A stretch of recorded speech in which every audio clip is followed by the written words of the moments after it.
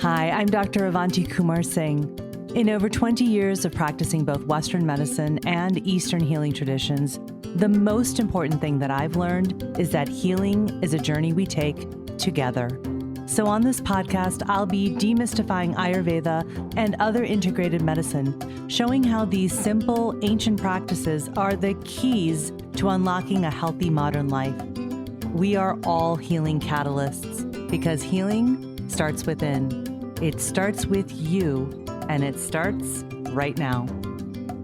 This is a Soulfire production.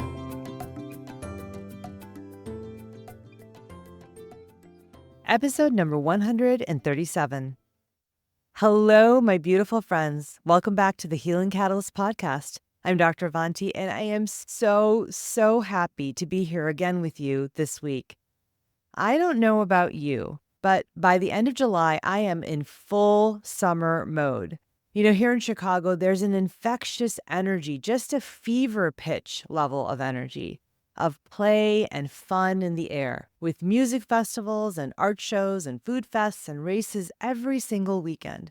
The longer, warmer days of summer, which, let's be honest, we only have for 3 to 4 months here in Chicago, really invite us to be more active, to enjoy being outside, and to connect with nature. You know, I remember last week when I was in New York for my niece's bridal shower, walking for hours around the city. And even though it was really hot and humid and sticky, just feeling the sun on my skin and seeing so many people outdoors sitting at sidewalk cafes and talking and laughing, it really just instantly lifted my spirits and cleared my mind.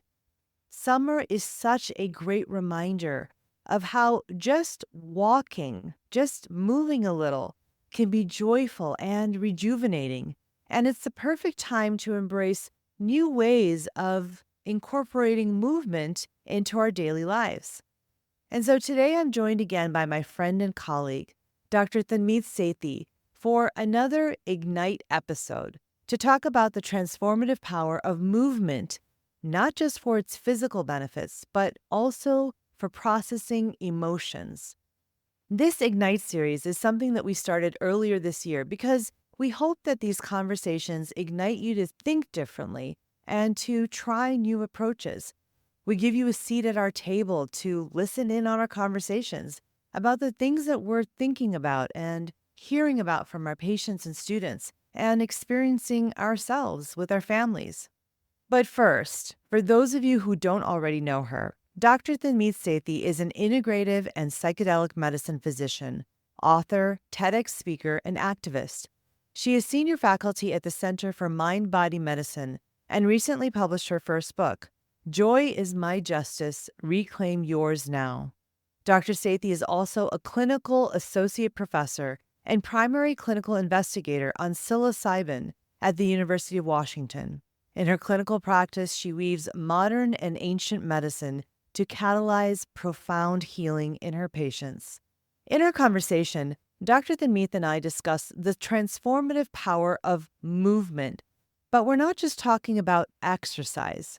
We're exploring how movement in all of its forms can be a profound tool for physical health, emotional release, and mental clarity, and how movement breaks throughout your day can enhance your productivity, your creativity, and your overall health and well-being. From yoga asanas to shaking and dancing and even walking in nature, we discuss how these practices help us release stuck emotions and move into new mental and emotional spaces. And we also give you simple tools to use physical movement to process your emotions. We also discuss the connection between movement and the chakra system, sharing 10 specific yoga poses that can activate and cleanse your chakras and the various emotions that are connected to each chakra. So whether it's walking to meetings, connecting with trees, or making movement a non-negotiable part of your daily routine, this conversation is packed with simple practices and tips that you can start using today. I'm so excited to share my Ignite conversation with Dr. Tanmeet Sethi about how to release stuck emotions with movement. We're pros at this now, Tanmeet. You know? It's so good to see you, my friend. How are you? It feels like coming to this, like coming home. It's like a monthly home. I know it's so great because like we always know that we're going to connect to do these podcast interviews, so it's so fun. I'm so excited to do this one with you. This is again for all the listeners. We are doing these podcast episodes once a month. Myself and Dr. Sethi.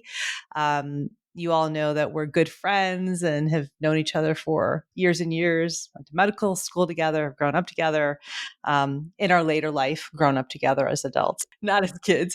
A lot of our conversations on this podcast come out of our own personal conversations on the phone and while we're walking and talking and that kind of thing, because you're in Seattle and I'm in Chicago. And we were chatting a few weeks ago about summer plans, the kids, our families. And you were telling me about your son, your older son, Sej, who is getting ready to hike, or well, he already probably did it, was getting ready to hike the Camino Trail in Spain, which is so cool. And we were just talking about movement and getting outside and playing and all this stuff. And you said something that really sparked a thought for me. And we kind of went off from that was that, movement is so much more than physical. And that was sort of the starting point of this conversation that we're going to have. So I just wanted to kind of give our listeners a context behind what we were doing or talking about. Yeah. And really, what we were talking about was how movement is so critical. And we know it's critical for physical health. We even know it's critical for mood, right? We all know that depression, one of the best, actually most effective treatments for depression is movement, exercise. But what we don't talk enough about is how movement really is this way to move us into a new space. And I think that's what we were really excited to talk about today. Yeah, exactly. And because I do think that there is so much focus on physical exercise. And I think that's another point we should bring up is this idea of movement versus exercise. Cause I think we're using words very intentionally, you and I. We do that a lot, I think, because everything gets conflated. And this is not about exercise. This is about moving your body and your emotions and doing much more than the physical. But I think that's important too, right? Big time. I mean, I feel like I'm constantly saying to patients, that I'm not talking about counting your steps or, how many minutes a week you get. That's all super important in a different context. But what I'm talking about is why we move to literally survive and then thrive. Okay, so tell me about that. What do you mean by that? Well, I think that we get really stuck if we don't move. And so I really, I say this a lot too. It's like a broken record, but I really think that if we don't move our bodies, then our minds can't move either. And so we feel stuck. We feel stuck in a rut or stuck in a habit or stuck in a way of being or a mood. And we don't realize that we need movement to move that as well. Right, right. Okay, so we're going to get into that, but let's go back for a second because we should talk about really fast, just, in general, movement. And again, not as exercise, but there's been a lot of studies on quote exercise and physical movement and why it's so important for health. So like, just let's back up and talk about that. And then let's go into some of the data of exercise, that kind of physical movement and what it does for health, and then we can move into sort of this idea that we have that the physical movement also helps with the emotional and mental movement that we really want to get into.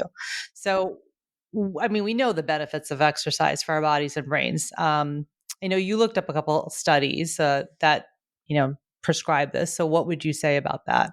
Yeah, well, I mean, I didn't even look up a couple because there are literally thousands of studies on exercise and mood and well-being. And it is without fail been shown that it is the most effective tool for our mood, more than medications, even more than counseling. All those are important, but nothing beats exercise as a prescription. And when they look at that, it comes to somewhere around 150 minutes a week and some combination of maybe cardio and resistance training or high intensity interval training. But that's all sort of, those are the logistics we're not getting bogged down into today. And so all of that is good. The more you have of that, great. But what we're saying is that even if you have that, I would say, are you moving enough when you need to through the day to move your emotions and your mind? And that's what we want to dig into. Yeah, I think that's so important because so many of us will, who are trying to do this physical movement as exercise to, to get those health benefits, right? Those ones. Even if we do that, we're not necessarily then also using physical movement as a way to move our emotions, right? Because we're like, oh, I did that already. I went to that class in the morning, or I went to the gym, or I did whatever. I went for my run, right? I got my physical exercise. And yes, that is absolutely really helpful to move emotions and thoughts. But I think what you're talking about is like actually using movement as a tool, as a strategy for when you are in those mental and emotional places to actually use it as a tool to to move, to start moving everything, right? Right. And I mean, haven't you ever I mean, I feel like I definitely say this to myself that, I just need to go take a quick walk and I need to, sort of move things out a little bit. And I think people think that kind of, but don't think then that this could be a strategy in the way you're saying. And, if we think of it that way, then we understand that we can implement all kinds of different movements into our day when we need it, when we're feeling reactive, frustrated, stuck, angry, sad. We can bring movement in to move energy. And I mean, really, this is so relevant to Ayurveda in terms of emotions being energies in motion that is really at the heart of how Ayurveda really works with emotions.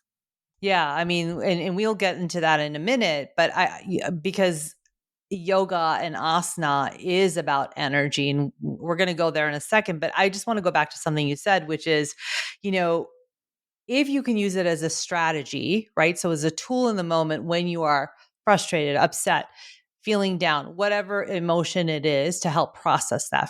Um, is there also a way then also to like sort of almost build it into your day, right? Like, I mean, I think you can do both. And I think that that can be really, really beneficial of like forcing yourself to get up and go for that walk or whatever it is. How do you do that for yourself every day? Yeah. So I force myself in the morning to do some movement. And most of the time that's outside. But if for some reason it's raining really hard or the weather isn't that great, then it might be in my house stretching or a little bit of yoga. I try to not work at my desk for longer than an hour and a half or so. And I try to get up and move. When I'm seeing patients, that's harder in terms of I don't have those built in times. So then I do it before or after a half day of clinic. But somehow just implementing that movement into the day as a scheduled thing.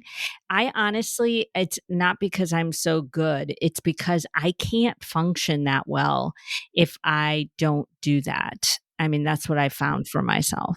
Yeah, I've definitely found that too. Is that when I notice the days that I start with a long walk, or not even a long walk, 15 minutes of a walk just around the park in front of my house, I actually feel better all day long. I've noticed that pattern. And I've also noticed that when I am getting frustrated or upset about something, while I'm working and I'm writing or whatever it is, I had a weird call with somebody or a meeting, and I give myself that break of like getting up from my desk and going outside and going for a walk, or like you said, stretching or moving or doing something, I actually can come back to what I'm doing and feel like I've kind of reset myself and I can start from like sort of a balanced place again, or like a neutral place a lot of the Yeah, and I think that probably I mean, all of the data we have on exercise is really transferable and relevant here, which is that we know that when we move, we secrete endorphins, which are feel good molecules, right? And we secrete actual particular molecules from our muscles called myokines that actually are anti-inflammatory messengers that message and communicate with all of our organs, but here I'm talking about the brain, so actually give messages to our brain. I mean, when we move, I think we are really giving our body a signal of how to move literally and metaphorically through something. Yeah. And I mean, I think that that's so important that we also remember that our bodies are actually responding with all these hormones that they're releasing. Like I feel like yeah, and I'm totally, guilty of it too. I forget about that.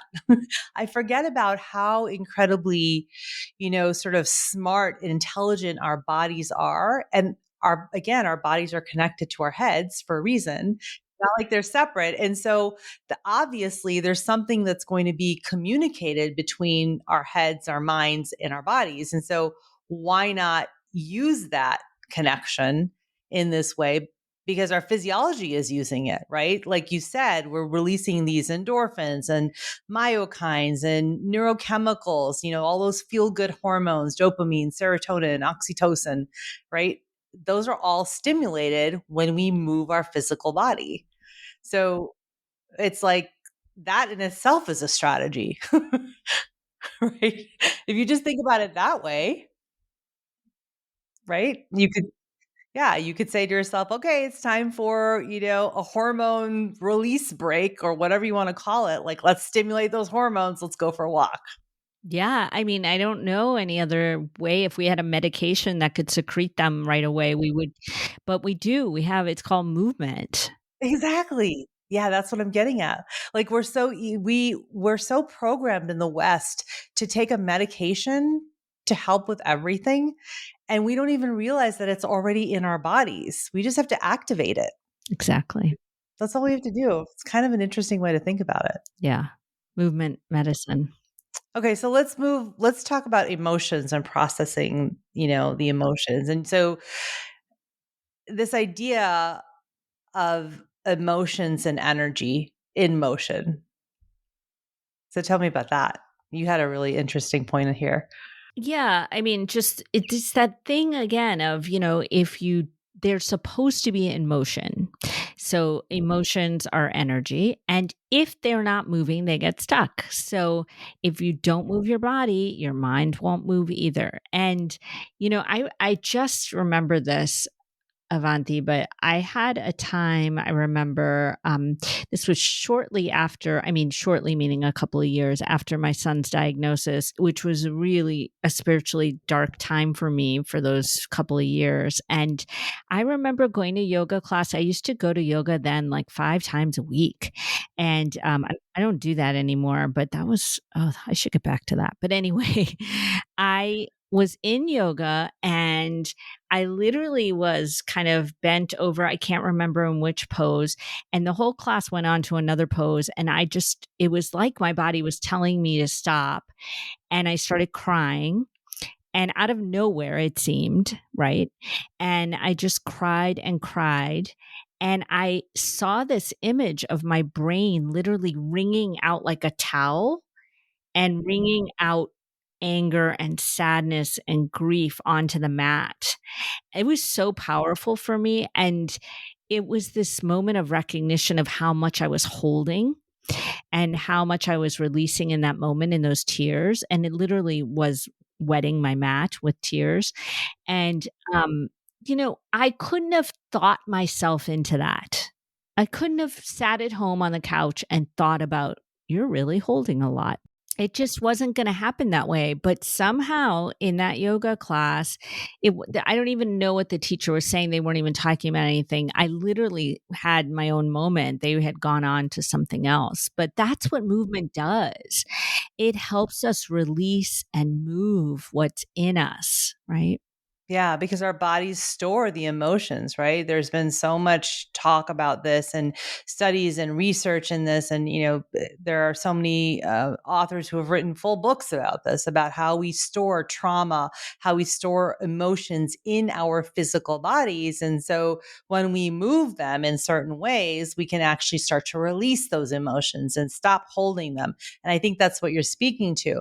And from my perspective, that actually sort of really aligns with the Eastern point of view in Ayurveda and yoga, that, emotions are energy. Energy is moving through our system as prana, right? And so, you know, in yoga, the thing is that in the West, yoga has become synonymous with the asana or the posture. And that's all we think about. And that's fine. Okay. It is a physical movement. But here's the thing that most people don't realize until they really they really get deep into yoga and start studying it more, is that hidden in every asana, in every posture, are energetic pathways that are being activated, that are being purified, that are being supplied with fresh prana. And then this fresh prana is circulating because of the movement, the dynamic movement in and out of an asana, out of a posture. We're circulating that energy through the energy body, which is, the chakras, the seven chakras, and then all the thousands of nadis and the marma points that are, the touch points on the surface of the skin. And so what we're doing is we're literally moving energy through physical posture in asana. That's what yoga is, right? It's so powerful.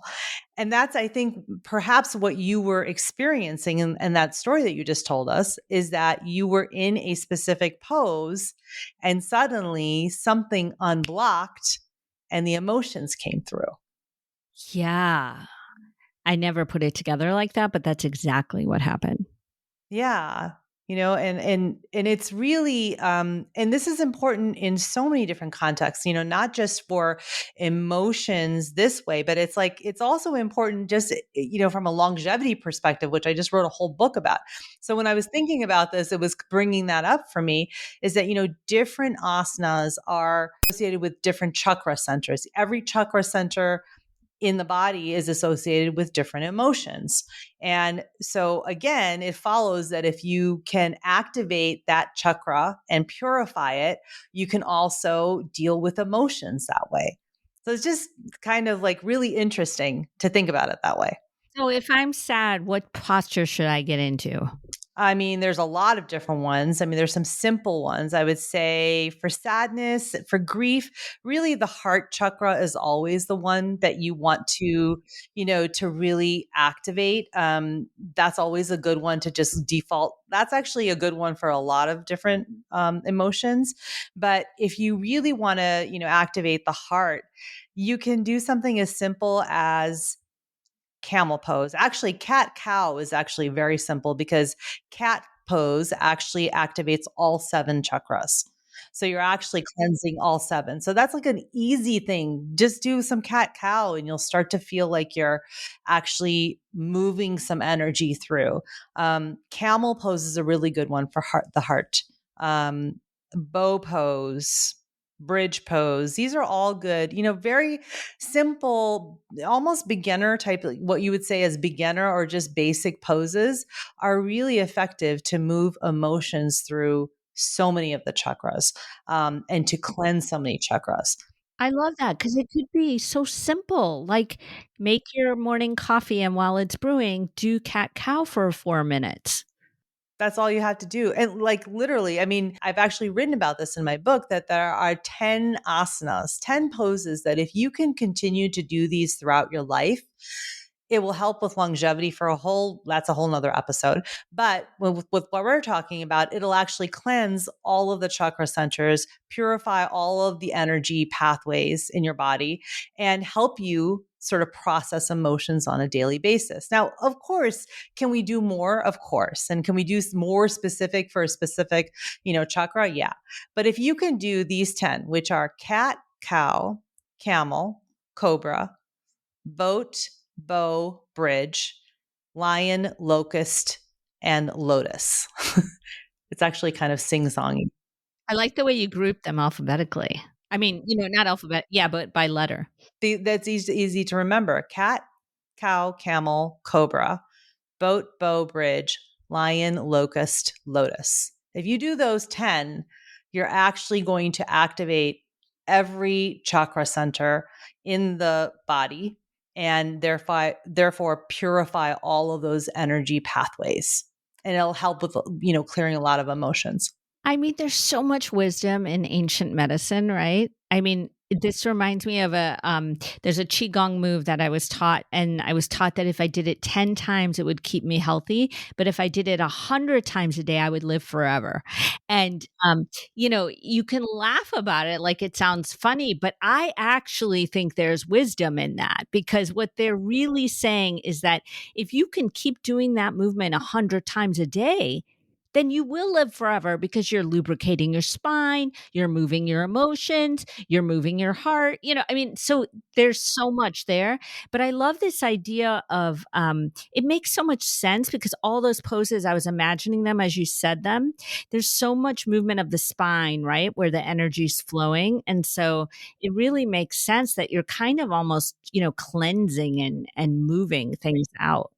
Yeah, absolutely. And actually, an easy way to do this is if you do a Surya Namaskar, which is a sun salutation, and you can do any variation, A, B, whatever. You could do even a moon salutation, which is a little bit cooler and gentler. But if you were to just do a few rounds of any sun salutation series, you're actually moving your spine in all directions. And you're also purifying all of the chakras. That's actually why that series of poses is strung together. It wasn't just some random thing of like, oh, let's go from this to that. It was actually very specific that is done in a certain order because of that reason, because you're moving the spine, like you said, lubricating the spine, keeping that flexibility and strength, but you're also cleansing all of these energy centers. So that's a simple thing to remember too. If you don't remember, for all the listeners who are like, okay, what were those 10 poses? I'll say them again: cat, cow, camel, cobra, boat, bow, bridge, lion, locust, lotus. You can do those 10, but if you can't remember those, just do some Surya Namaskar, do a sun salutation a few times, and that will help. I'm actually going to ask Tara Stiles to do a sequence on her app of that. I have to remember to tell her. I like that. Like a longevity sequence. Yeah, or just like an emotion processing series or something. I don't know, Yeah. like a practice. I'll have to do that. And if we do it, then I'll link it in the show notes. But that's really what we're doing, is that we're cleansing the emotions through these energetic pathways. Maybe it would be helpful if you went over the chakras, because I think people might be wondering about that and maybe ask you. Okay, yeah. So let's go through the chakras and sort of what emotions you can help move through those, or what's associated. Okay, so the root, which is down, which near your sit bones. Let's start there. We're going to start at the bottom and then go up. So root, or the Muladhara chakra. This is really about feeling stability and security. Okay. So when you are fearful, when you are feeling insecure, when you are feeling unsafe, this is the one that you want to sort of activate and clear, so that you can have that feeling of stability and security in your root. So that's the way to think about it. So that's the root. The next one is the sacral chakra. And this one is associated with sexuality, creativity. And so if it's blocked, you're going to feel sort of blocked creatively, sort of feeling blocked in problem solving, or, trying to figure out how to do something. And so, or how to move forward even. So if you're feeling those things, then again, you want to purify the sacral chakra. The next one is the solar plexus, the Manipura chakra. And this is all about self-confidence and power. And we're up by our navel now, right? Yeah, at our navel. And that is when you are maybe feeling judged by others or unsure of yourself, feeling powerless in a situation, right? That would be the time that you really want to sort of cleanse the solar plexus right near your navel. Exactly. That's a good time for that. The next one is the heart chakra, right? The anahata chakra. The way you should think about the heart chakra is that it's the connection between the lower chakras, which we just talked about, and the upper chakras. So it's like kind of the bridge between the physical body and the spiritual body and the mental body. And so it really is the bridge between everything. And so really when it's blocked, you're going to feel all kinds of emotions, whether it's fear, grief, jealousy, maybe you're feeling really down on yourself, unsure of yourself, feeling not hate. I don't want to say hatred. I don't like that word, but like dislike for yourself, something like that. That, or even towards other people where you need some forgiveness. And so if you need to, really have some love and compassion and forgiveness, this is the chakra that you want to purify and activate. The next one is the throat chakra, right? And so this is really about verbal expression, but also speaking your highest truth, living your highest truth, right? So it's metaphoric, but it's also quite literal, also.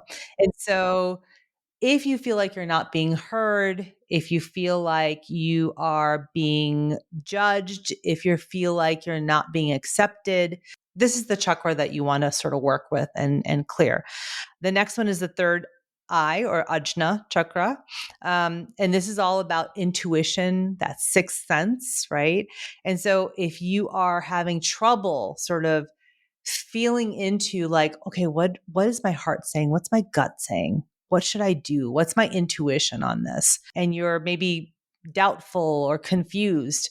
This is the one that you want to really activate. And then you go to the last chakra, which is the crown chakra. And this is, really about enlightenment, connection to our higher self, connection to the universe. So I think that if you are feeling confused, foggy mind, not clear, maybe creatively blocked also, this is actually the one that you really want to clear, the crown chakra, so that you can have that mental clarity and focus and creativity and sort of that connection that you feel to a larger source of information that is sort of helping you make decisions. So that was a lot, but Okay, that was really helpful. And so you're saying that, even some Surya Namaskars will help touch on all of those chakras. yeah. So if you just do all of those, you can. And, these are things you can look up also, is you can always look up, Google search it really easily, what asanas are associated with which chakras. And then if you know what chakras are sort of with what emotions, then you can kind of solve the puzzle. But hopefully we gave you guys some things to think about. But you could literally kind of design a short movement sequence for yourself every day based on what you're feeling. Yeah, absolutely. Or you could just do the 10 or do a Surya Namaskar and you've covered everything then. Yeah. Yeah. That's really powerful. I like that. It's really powerful. But I mean, there are different ways that, even like you were telling me about some of the other indigenous practices, shaking, dancing. Like, tell me about some of those, because I feel like that's also another form of moving energy and moving emotions. Yeah, well, I mean, shaking is sort of the movement meditation in general, asana, shaking, all of it is the sort of most ancient meditation we know. People think it's sitting in a cross-legged position, but actually movement, back to the whirling dervishes and indigenous communities really working with shaking and dancing. And we draw upon some of that at the Center for Mind Body Medicine and use what we call a shaking dancing meditation that draws on that wisdom and really has three parts where we play some rhythmic music, usually some drums or other rhythmic music without words, to shake to literally for about 5 to 7 minutes, and then a 1 to 2 minute period of silence, of not movement and just breathing, and then dancing.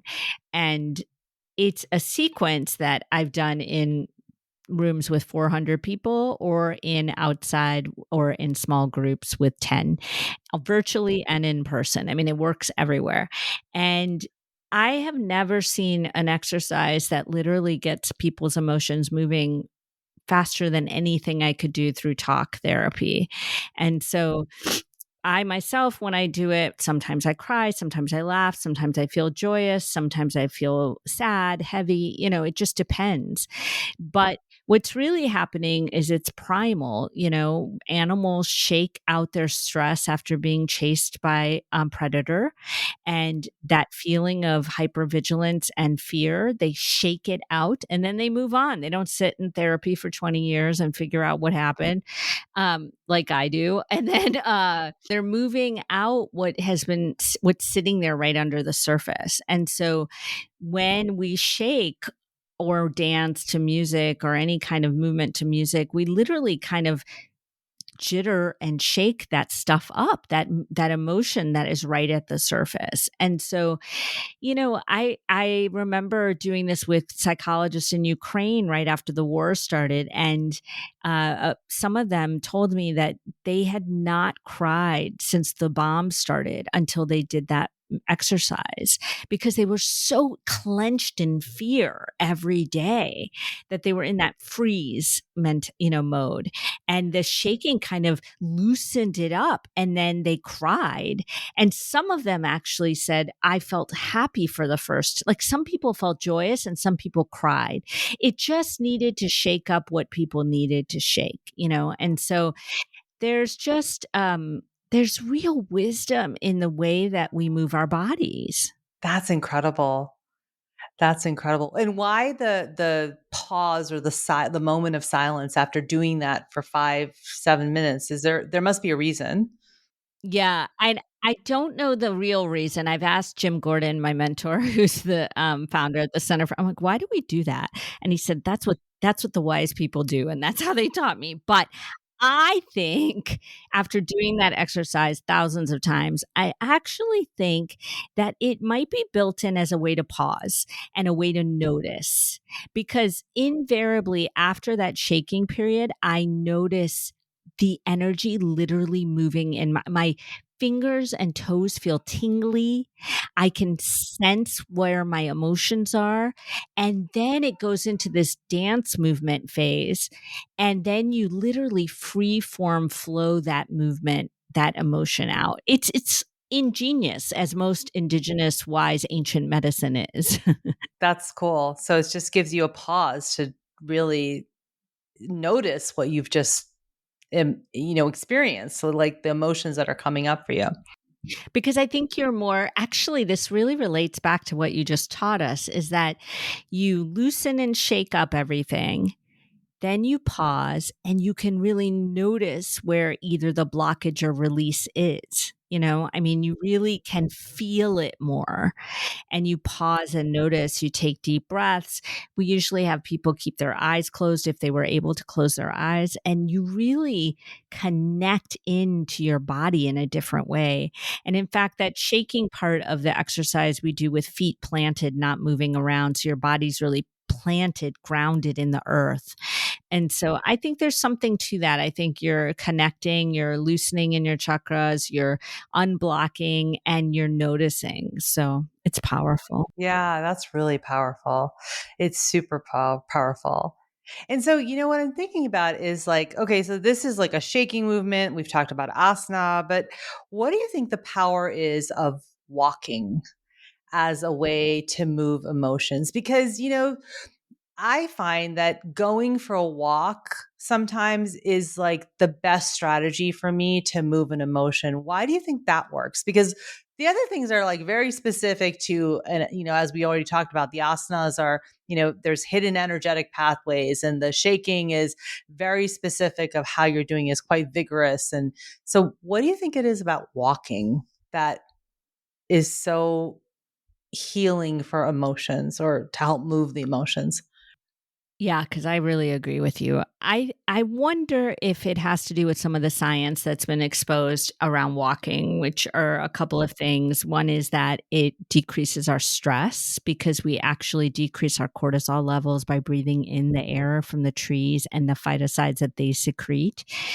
I wonder if that helps us to relax and calm so we feel like we can connect a little better with our emotions. And then there is real science around walking actually helping us improve the increased cells literally in our hippocampus, which is the brain structure that's most connected to memory and also connected to emotion. And I wonder sometimes if that helps us remember literally, ourselves and connect back to what we're feeling. I think that a big thing of it is being outside in nature. I really do because I don't feel the same way. I don't do it often because I don't like it, but if you put me on a treadmill in a gym, that doesn't do what a walk outside does for me ever. It gives me exercise and I might feel my heart beating and endorphins releasing and all of that, but I don't feel that kind of movement of my emotions in the way I do when I walk in the woods. I mean, it reminds me of, the Japanese practice of forest bathing, right? I know I'm not going to say this right. Shinrin yoku. Is that how you say it? Yeah, that's how I think you say it. Yeah. Right? I mean, they've done a lot of studies on that, of this idea of forest bathing, of like actually walking in the forest and what it does, right? And that there's the phytochemicals that you were talking about from the trees, which actually reduce cortisol in our bloodstream. So, I mean, there is a physiological thing, but I would also say from an energetic point of view, like from an Ayurvedic point of view, the reason that walking outside, especially in somewhere that's like, a forest with lots of trees, is because trees actually can access all three major sources of prana, of that life force energy, right? Because so there are three sources of prana, right? It's the sun, the earth, and the wind, right? Those three really have lots of prana in them. And a tree is actually accessing all of those sources. It's like it like takes it all in and stores it. So when you're around trees, you're actually accessing huge amounts of fresh prana, which when you are walking, right, you're breathing that in, you're moving that energy through you. So you're replenishing your whole system with fresh prana, which I think is, again, back to the asana conversation we had. It's actually flushing the energy body, all the chakra centers. It's purifying everything. So it's moving those energies through. That's what I think is happening. I've never heard that reason and I love it. That resonates for me. Yeah. And so I think that that's, again, that may not be the data science of it, but I think it correlates with the data science that we have of the phytochemicals coming from the trees. And the ancients were thinking about it as prana, and it's actually phytochemicals, right? So I love when I see these points where everything sort of intersects and you're like, oh, they knew what they were talking about 5,000 years ago. They didn't have these Western modern names to them, but they knew there was something happening. So, Yeah, that's so cool. I love that. I feel like, I don't know if you ever do this, but when I walk outside, sometimes if I'm having a hard day, then I literally will stop and close my eyes. First, I'll look at the trees around me and then I'll ask them for guidance. And then I'll close my eyes and do deep breathing with the trees. And I imagine them encircling me. They are encircling me, but I imagine them reaching out to me. And then when I open my eyes, I swear to you, I feel like I'm more connected to them, like something has happened. And I wonder if it's because I'm intentionally breathing in the prana, So I'm going to put that into my meditation next time when I do that. Just that knowing. yeah. Yeah, no, I would love to hear what you come up with, like what happens for you and what you experience. We'll talk about that on another call. Okay. Okay, so the other thing that we were going to talk about is, so that's, we know we've talked about mood, stress reduction, right? Let's talk about creativity because this is a really interesting one. I feel like movement really helps with creativity, and we looked up some stuff on that. So let's talk about that. So, what do you think about creativity and movement? Yeah, I mean, there's a bunch of studies. I was talking to you about that Stanford walking study from 2014, but there are a bunch of studies that show that people, when they walk more, are more creative in their work, in their art, in their thinking, that they actually have more ideas. They feel more invigorated and excited. They reach solutions easier.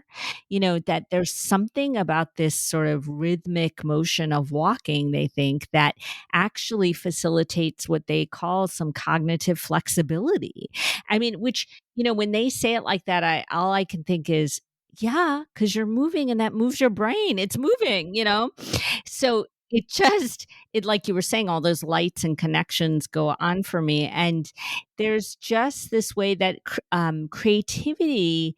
I mean, I don't know about you, but I literally on a walk have to stop and voice message myself an idea because I know I will forget it later. And I'm so excited that I can't even contain myself, that it seems to come out of the blue. But I think that it's just that walking spurs that creative sort of out of the box thinking, looking from a different perspective, right?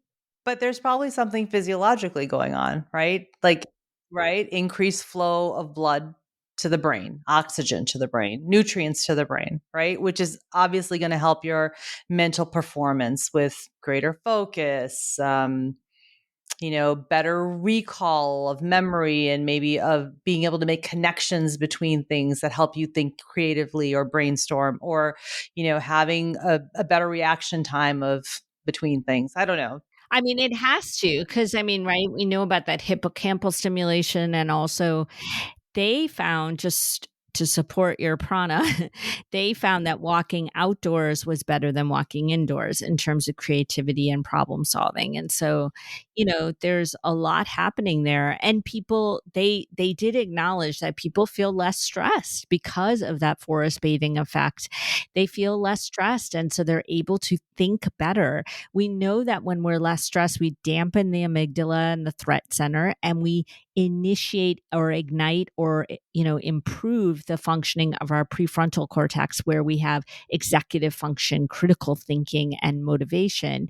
So we're more creative and more insightful when we're out of our midbrain, which is all about just surviving. We can't think of how to thrive and solve. We're just in survival mode in our midbrain, and so that walk helps dampen that. So it really speaks to this idea we were talking about in the beginning about, how do you put into your day some movement? So if you're going to be writing a book like you just did, or, doing something like that where you're critically thinking, problem solving, I can't think of work that isn't like that.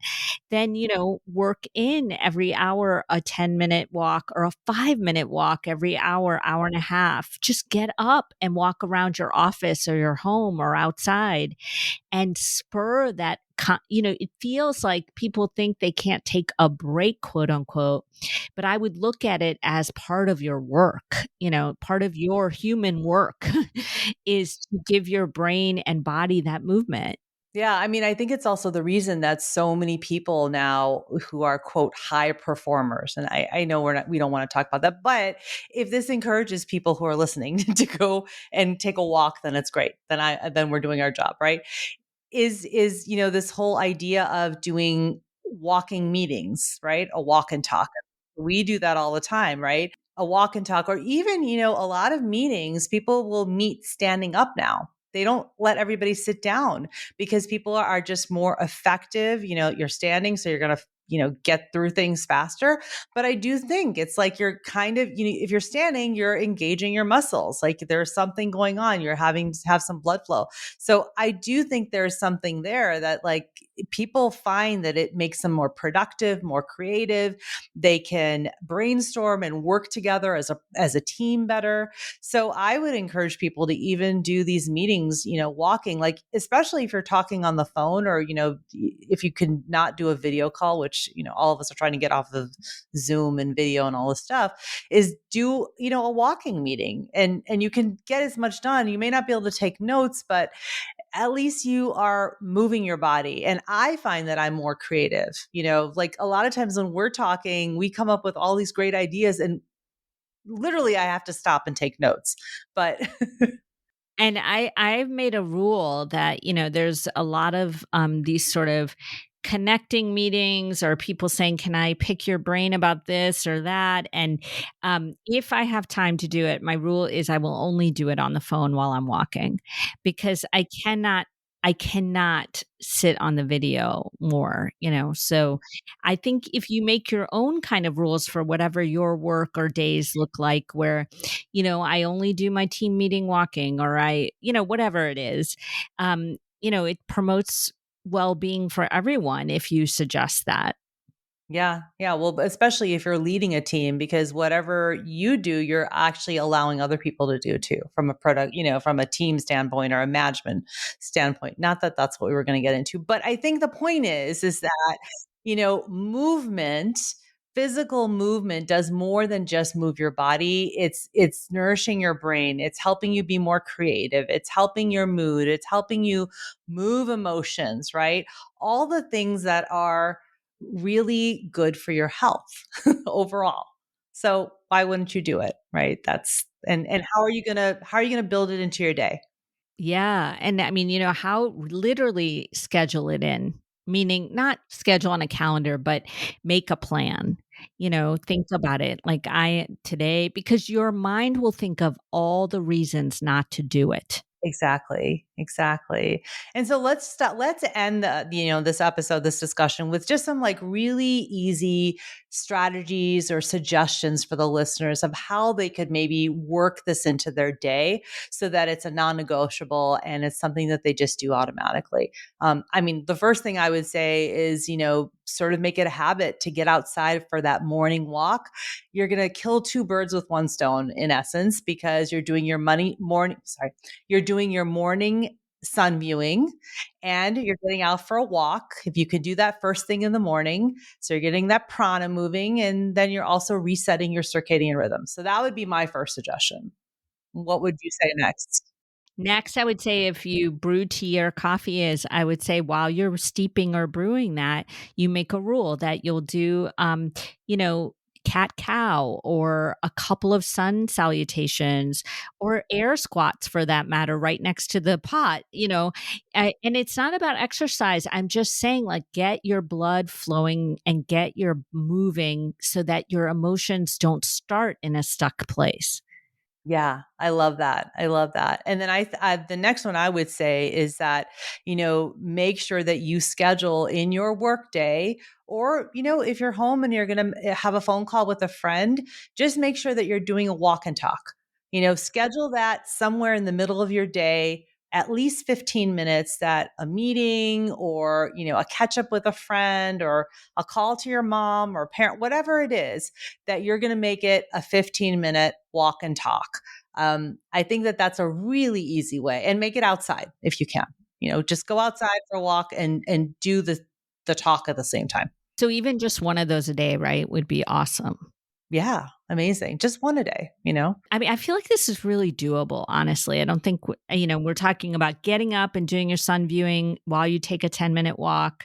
We're talking about then while you brew your morning drink, doing a few cat cows or stretches or whatever you feel is right for you. one walk and talk during the day, just one. And it can be a talk to a friend, which is great for your heart and connection. And then the last one I would say is, can you at the end of your workday or whatever and this counts whether you're working at home by raising your family or working on a job that you're getting paid for, is that somehow can you transition into your evening with some movement, a short walk, because everything that you're doing through the day kind of, especially if you're home caring for children, but anything you're doing, it just so much emotions pent up all day and there's nowhere to release them. And so can you make a movement transition from one part of the day to another, whatever that is for you? I mean, that doesn't have to be the last one, but I'm just trying to think of how this can be doable. Yeah, no, I love that. And then the last one, I mean, because we can give 5 different points that you can do this, is that, you know, after your last meal of the day, that can be a great way to connect with other people in your family, a friend, just even going for 15 minutes. And it's also, you're doing something good for your health because you're actually using up all that glucose from the food that you ate. Your muscles are using it. And so it's just good for your health all around. But it's really good. You can clear your mind before you go to sleep, and settle your mind a little bit. So even that would be a really great time to add a walk. And if you could do all 5, amazing. If you can do just one, that is amazing. Whatever makes sense, in your day, commit to, this is the time I'm going to get some movement in. Walking is the easiest thing, some stretches, some simple asanas, whatever you can do, some shaking, dancing, you can do that inside the house, like jam to your favorite song for 5 minutes, those are all things that you can do, and just commit to one of those and try it out for a few weeks and see how you feel, right? And then you'll be motivated to add another break, another walking, movement break during the day. So yeah, I think that's a great place to start. I love that plan. And your last walk of the day even doubles for dusk viewing, which helps sleep. So it's like giving your body the right signals, right? These are really good. I think they're all doable. And like you said, one a day, two a day, just see what works for you. But the idea is to move more so that you can move your emotions more and you don't get stuck. Yeah.